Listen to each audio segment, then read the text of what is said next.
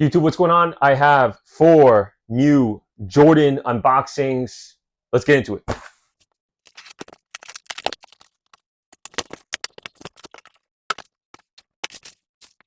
All right, I've said it in many other videos, but this is the best year I can remember in many years as it pertains to pickups. Now, this shoe here, I already have the shoe. This is probably a shoe that you got to double up on.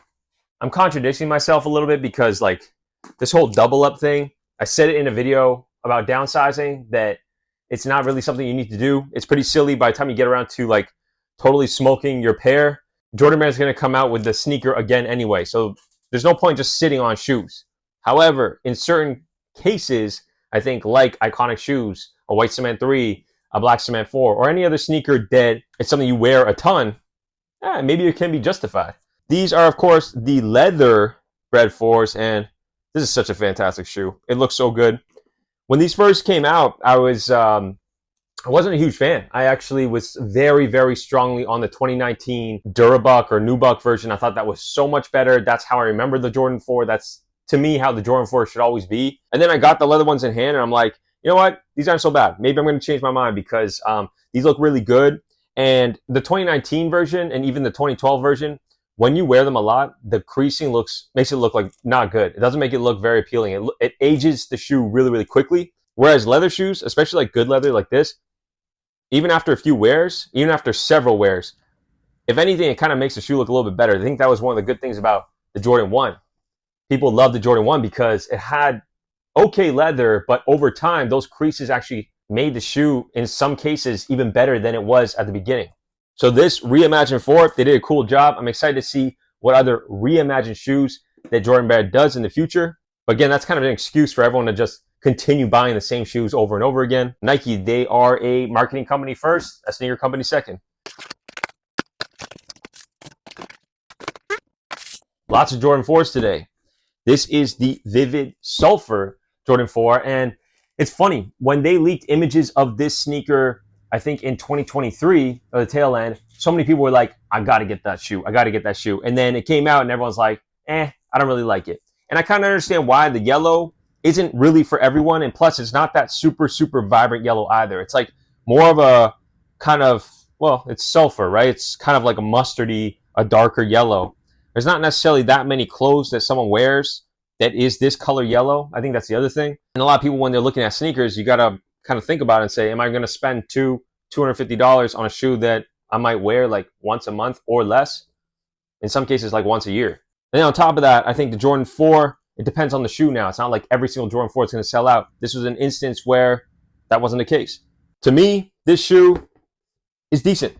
It's not bad. It's actually kind of a little worse than I thought now that I got it in hand, because that yellow actually looks different on the wings as it does on the midsole. I don't like that they're not identical. And then the inner sock liner is like a very vibrant yellow. So all the yellows are a little bit different, which I wasn't really expecting.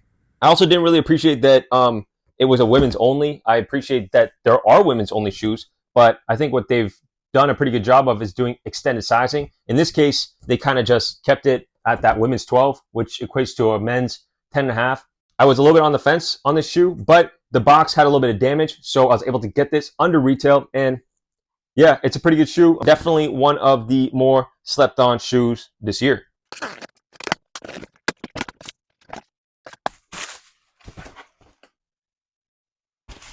All right, another women's colorway, but this one did extend into men's sizing. A lot of extended sizing, actually. And this is probably an example of a polarizing shoe. I love it when the sneaker community gets together and you see it on Instagram or you see it on Twitter or whatever, and people have very, very strong opinions on shoes. And of course, sometimes those opinions change over time once you see official images or you see the sneakers on feet or you see someone put together an outfit. And that's totally fine. I've done the same a million times. This shoe, I think, is one of those shoes that like the people that really didn't like it, I think pretty much stayed true to that opinion. I mean, it is kind of one of those shoes that you're either going to love or you're going to hate, in my opinion. I think when it first came out, the images, I think Kith did kind of like a shoot with it at first. That was the first image I saw, at least. And this upper did not look like, well, whatever this material is. I'm not even too sure what is this material. It's like whatever this material is called, it creases really, really badly. And in the image that Kith showed, it was kind of like this was going to be all suede. I think suede also creases pretty badly too. And then when more images came out and it kind of showed whatever this material is, people were kind of like, oh, that doesn't look so good. I think that they did something weird here where it's like the greens didn't match. So you had this very like nice, beautiful, kind of more pine foresty green on the suede, which I love, by the way. I think that color is perfect, and mixed with the cream, it's perfect.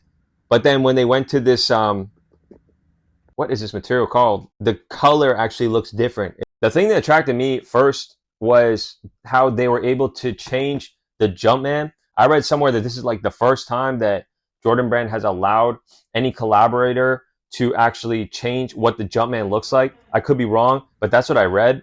And so you see that on the tongue, the Jumpman is like this like stick figure version of the Jumpman. And then the back Nike Air is like done in this weird kind of cartoony, funky font.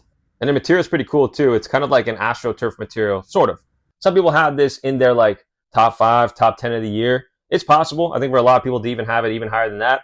And it's very possible for it to not make the top 10 at all. We do this weird thing in sneakers where like as soon as it's a collaboration, it's suddenly just like better than a GR, which is not necessarily true. I think collaborators get access to higher quality materials because then you see the retail price actually jump up a little bit. And they can do obviously more creative things, different laces, mixed materials. They can even adjust logos.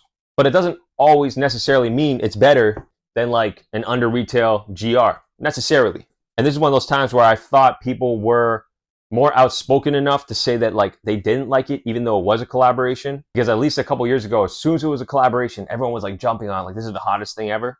It's good that we're getting back to like actually having opinions about stuff. And last up, this shoe has been out for the better part of a year.